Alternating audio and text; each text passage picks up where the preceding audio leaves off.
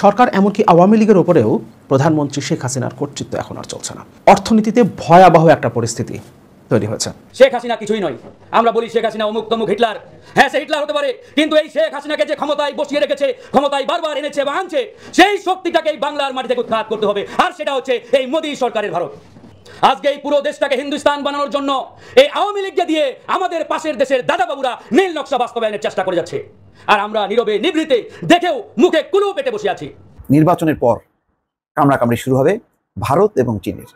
ভারত বলবে বাংলাদেশকে, বাংলাদেশের সরকারকে, ক্ষমতাসীন মহলকে যে দেখো আমরা কিন্তু তোমাদেরকে ক্ষমতায় রাখলাম, আমরা ফাইট করলাম। দর্শক, সরকারের কর্তৃত্ব এখন আওয়ামী লীগের উপরই আর চলছে না। একদিকে প্রতিনিয়ত আমেরিকার চাপ, বিভিন্ন সময় প্রকাশিত হচ্ছে বিভিন্ন প্রতিবেদন, যাতে করে সরকার একটা চাপের মধ্যে রয়েছে। অন্যদিকে অর্থনীতিতে ঝুঁকিপূর্ণ অবস্থা তৈরি হয়েছে। এমতো অবস্থায় আজ একটা গুরুত্বপূর্ণ সিদ্ধান্ত নিতে চলেছে সরকার। তবে কি সেই সিদ্ধান্ত, তা আজকের নিউজটি সম্পূর্ণ দেখলেই জানতে পারবেন। প্রিয় দর্শক, সেই সাথে আরও একটি ভিডিও দেখবেন, সেটি হলো বাংলাদেশ কি পাকিস্তানের মতো চীনপন্থী হবে?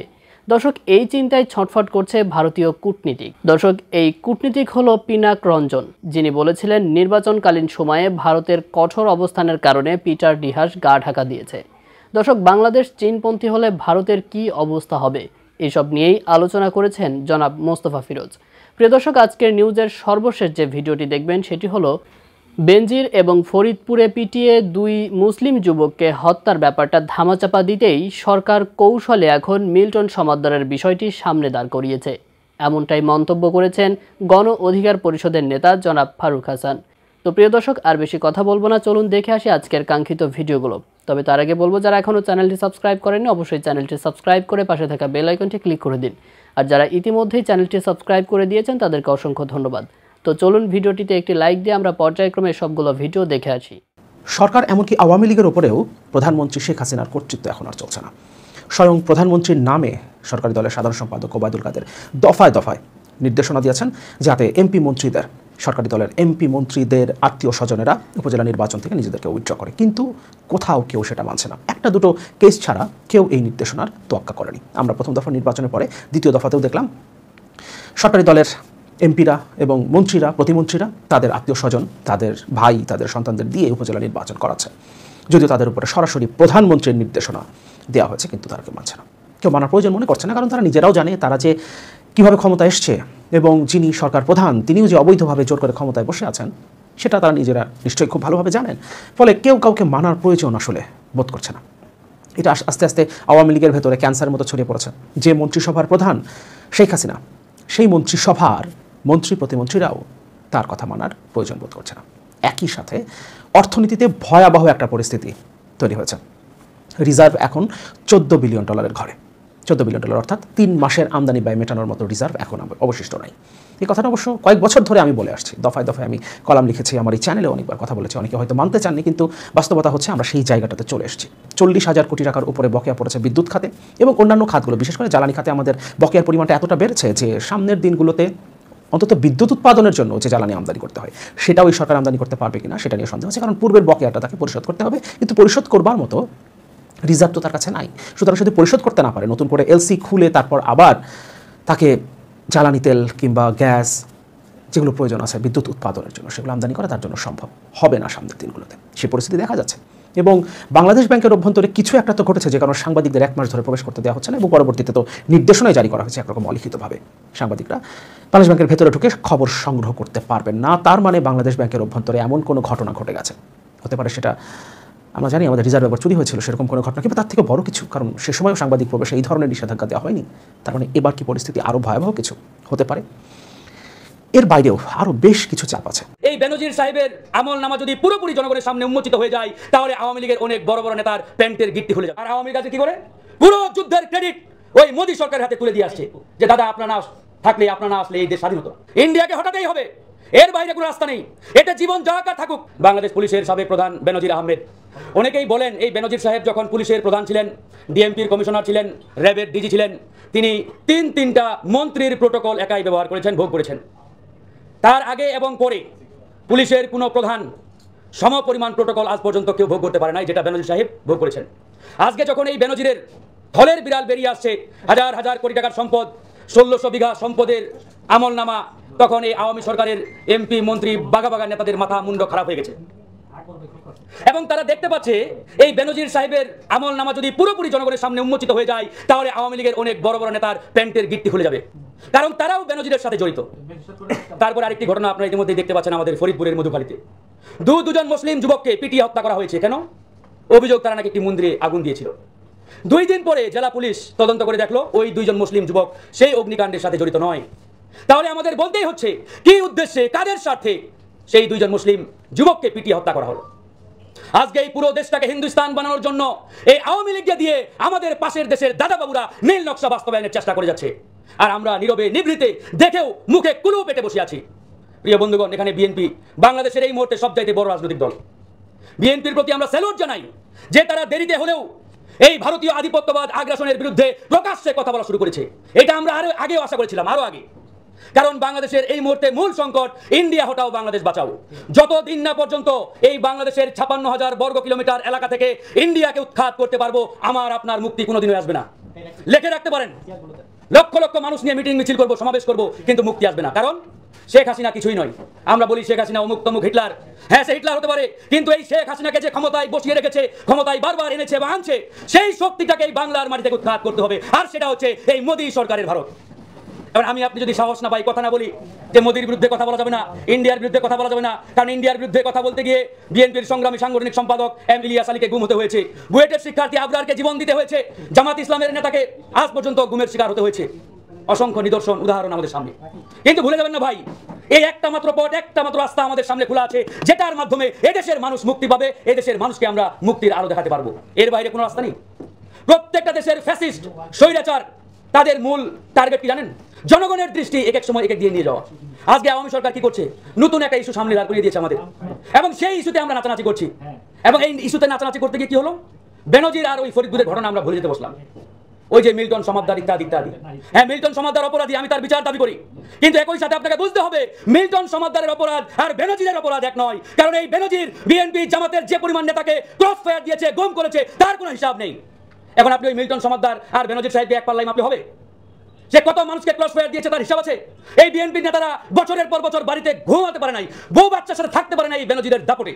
বেনজিরকে যে সরকার পুরস্কার দিয়েছে তারাও বেনজিরের মতো মাফিয়া, লুটেরা, চোর, ডাকাত। এই কথাগুলো বলতে হবে বন্ধুগণ। আজকে আমরা ভারতীয় পণ্য বয়কটে ডাক দিয়েছি, এতে অনেকের গায়ে জ্বালা পোড়াও শুরু হয়েছে যে কেন আমরা ভারতের পিছনে এতদিন পরে লাগলাম। হ্যাঁ, এটাই আমাদের মুক্তি আন্দোলন, এটাই আমাদের মুক্তির একমাত্র পথ।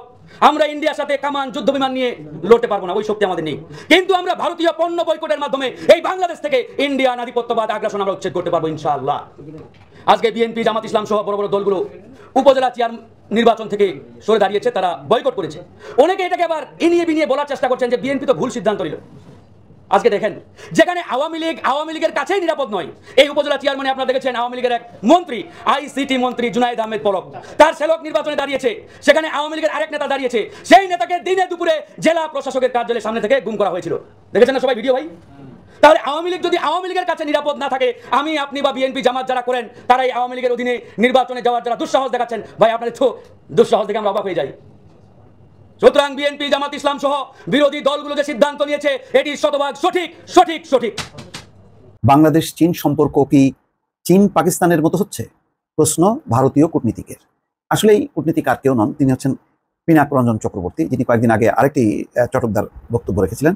বলছিলেন যে বাংলাদেশে দ্বাদশ জাতীয় সংসদ নির্বাচনের আগে ভারতের কঠোর অবস্থানের কারণে মার্কিন রাষ্ট্রদূত পিটার ডি হাস কার্যত গা ঢাকা দিয়েছিলেন, এমন একটি কথা বলেছিলেন। তো পরে আবার তিনি বলছেন যে না, এটা তার কথা না, এটা বাংলাদেশের গণমাধ্যমের যেই খবর এসেছে তার প্রেক্ষিতে তিনি বলেছেন। যাই হোক, কিন্তু তিনি তো মুখ ফসকে বলেছেন।